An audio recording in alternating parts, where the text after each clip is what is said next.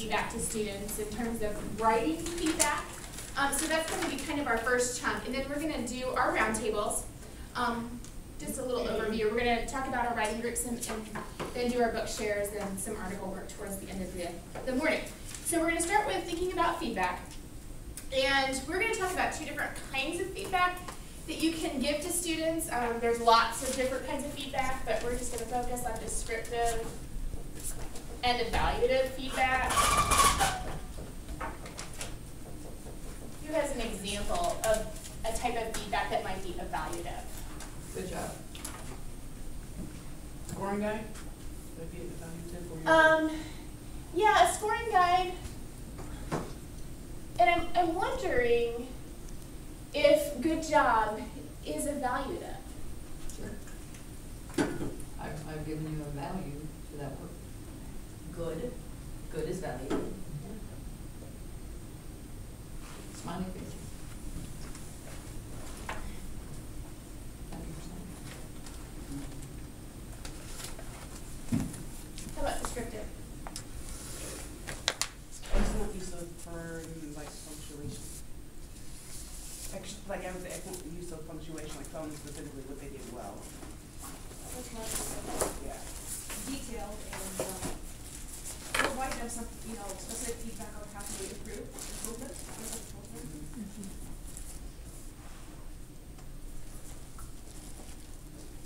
Take the eye out of your thesis.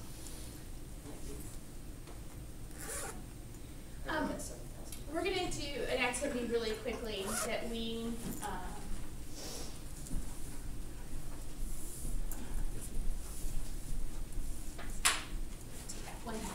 when you get your cards, what I'm going to have you do is put D, E, and neither. This is one thing that you can do with your students to get everybody participating in class.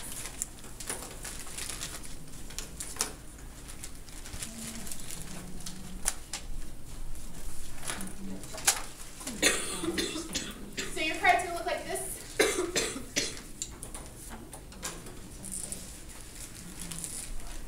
And I'm going to bring some bigger ones out to people who don't have name tags because I don't remember his name yet. So. This is cool.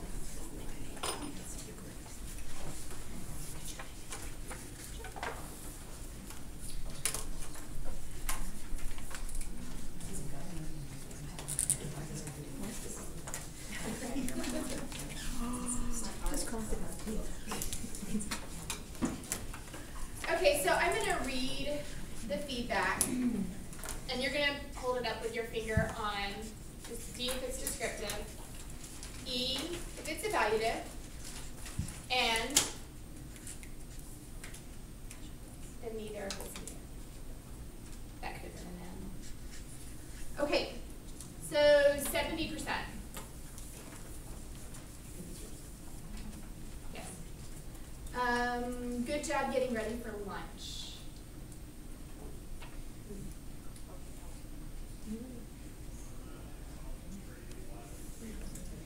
What do we think?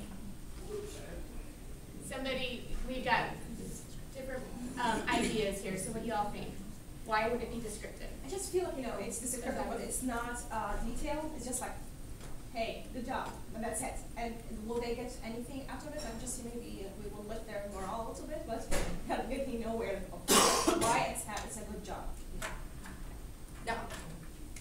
Go for it. Jump in. Go ahead. Yeah. Anybody? Yeah. I was just thinking that I know that my son's teacher has spent a lot of time working on routines, like this is how we get ready for lunch.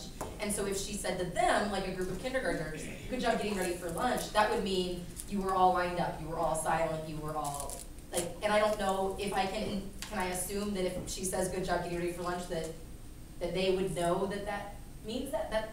So perhaps maybe I'm asking a question more depends than upon the context of the situation. Yeah. That if she had broken it down previous, that this is the shorter version of something that was more descriptive in nature prior. That's the way I took it too. Yeah. So a lot of these can be very contextual. Okay, you made eye contact with the audience throughout your whole presentation. Descriptive or evaluative? How about dinosaur stamp? Say that again, please. stamp. Stamped and done.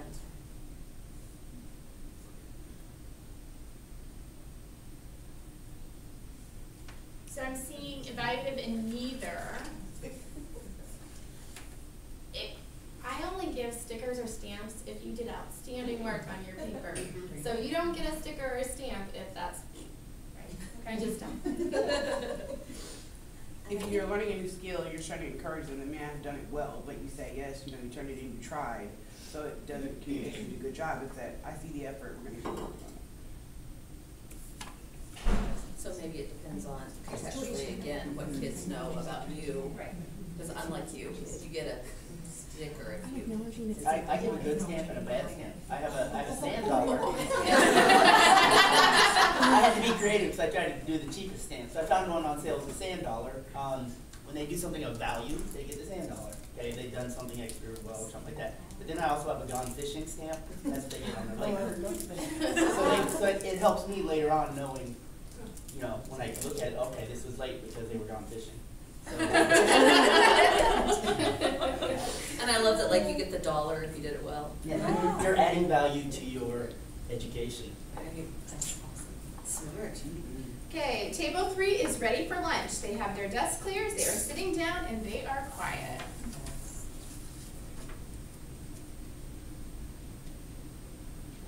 Should be descriptive feedback because it was specific about, I forgot which slide was which I That's just why I reiterated. Okay, you have written, what you have written is a hypothesis because it is a proposed explanation. You can improve it by writing it as an if-then statement. Very descriptive. Descriptive. Okay, one last one, emerging. If you know the scoring guide. Yeah.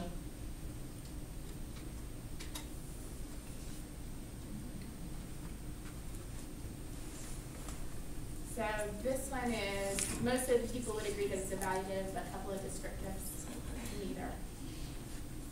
Okay, and I think in this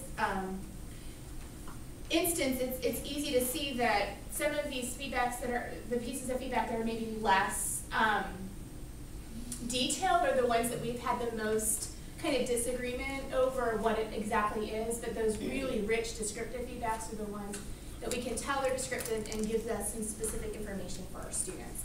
Certainly that's hard to do with all of our kids.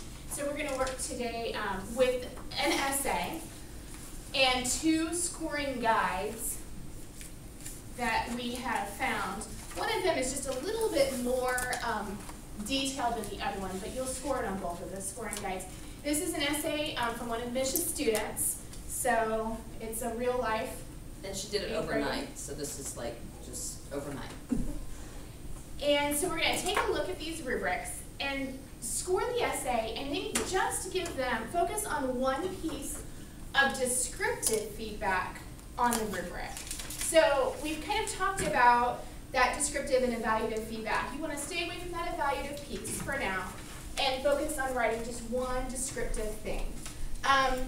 We will share our rubric scores and our feedback when we get done doing it individually.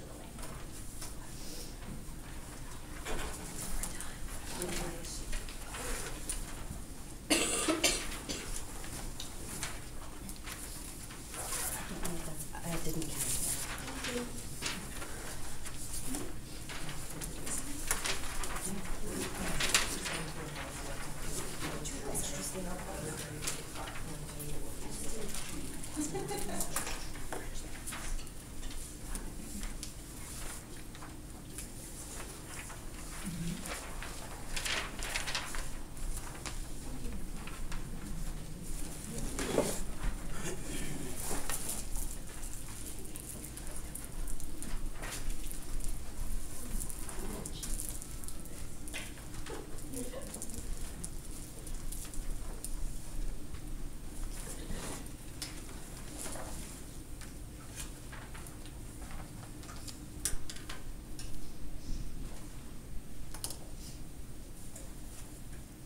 Feedback for the students.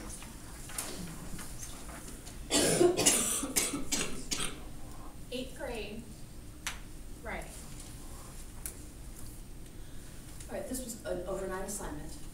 Actually, she didn't have to write it out. We were doing speeches in class, and so she wrote it all out and came in. So it kind of sounds more like a speech. I had given them this pretend assignment that Rosa Parks, it is the anniversary of Rosa Parks' 100th birthday, okay? And yes, I-20 really does go through 6 southern states, South Carolina through to Texas, okay? And I told them, I'm making this up. And some kid actually goes, I can't find this on the internet, they're not really doing this. Those Durn Honors kids. Praise God. Some other kid goes, she told us this was pretend. In any case, I told them that the federal government was deciding to rename I-20 the Rosa Parks Interstate. And did they agree or disagree with that, and why? And they've been working in groups to kind of do a little research, and really we're just trying to get our feet wet with argumentative writing and debate. And so they had about 20 minutes to do a little research on where all this is and the roads and that sort of thing, and then the next day they were just going to present. Well, this particular student wrote it all out overnight and came in with this from the notes that they'd done in 20 minutes. So, like I said, it's not a final product. In fact, I said, thank you. You just saved me tons of work this weekend. So, with that in mind, we are going to put you in your groups, your writing groups. The more you're with those people, the more comfortable you're going to be sharing your writing. So, but as you can see, we have lots of absent people, so we've had to reshuffle things just a little bit. Of course we have, imagine. Okay. Some groups are actually intact. Pam, Rachel, and David, you guys are all 3 here. So your group is intact. Woo, yay! So that group gets a gold star. All right. Or a Sam's dollar. I don't know. Okay. That's just about Lindsay Mueller, Lena Sheets, and Jill Bill, your group is intact, so you guys are all here. The other Jill isn't here, but we're just going to ignore that. Okay. Then the other groups are going to have to kind of rearrange a little bit. Deb, the rest of your group isn't here. So I didn't think I saw you. Okay. So we're going to put you with Elaine Lawler and Kathy. That's those, because they're missing other members of their group. And then Trina and Molly, you guys are here, but the rest of your group is missing. So we're going to put Lena with you guys. Okay, so with Molly and Trina. And then our last group is going to be Amberlay. Did I say it correctly? Yes. Okay, and Matt, and then Diana has moved to Springfield, the other member of your group, and so she's not going to be able to join us anymore at all. So we're going to put Leanna. Am I saying your name right? Yes, yes. Okay, so Leanna is going to be a permanent member of your group. She's just going to replace. So Matt, one of the 2 guys is easy to find. Matt and Amberlay. Okay. As you guys get together to look at your scoring guides and see what kind of feedback you've given to this student that's written about Rosa Parks, keep in mind that when we look at scoring guides, we're looking to see, is our ideas close? Are they touching? So if one person scored a 3, did somebody score a 2 or a 4, are they like 2 away? We want them to be touching or close to each other, and so those conversations around why did I score at a 3, why did I score at a 2, what did I score differently, are the most valuable conversations to have. Keeping in mind that there's, without an anchor paper and those kinds of things, we won't be as calibrated as we could be. But also that people have varied ideas and opinions about this, and so no 2 scoring guides are going to look exactly alike, especially without a calibrated calibration tool. So we want to make sure that we're thinking about why did people choose the things that they did and what did they see in this paper to make those choices, and how will they move the student forward. Stephanie, Yeah. when you've got the 4, 3, 2, 1, is there an implication that the 4 3s are proficient and the 2 1s are not? When we look at scoring guides frequently, we look at the upper half, lower half. And so 2 1s are like nearing proficiency, kind of lower half papers. 3, it tends to be on grade level, and 4 tends to be above or below. So, And you can talk about that. When you have the 2, 3, even though they're not, that they're joining, it could be a difference of whether it's proficient or not proficient, Right. which might be a big conversation. yeah, those are good conversations to have. This tends to be the more interesting Yeah, conversation. they do. And then the other thing is that some people might not have gone into the scoring guide thinking about it in terms of exemplary, proficient, nearing proficiency, that kind of thing. So those are other conversations to have. And anchor papers would have helped that. But we don't have the time to do that this morning. We're gonna talk more about feedback and assessment next time too, and take a look at what we see in specific students as well. So, you all go ahead and meet with your groups, and we're gonna meet for until 9.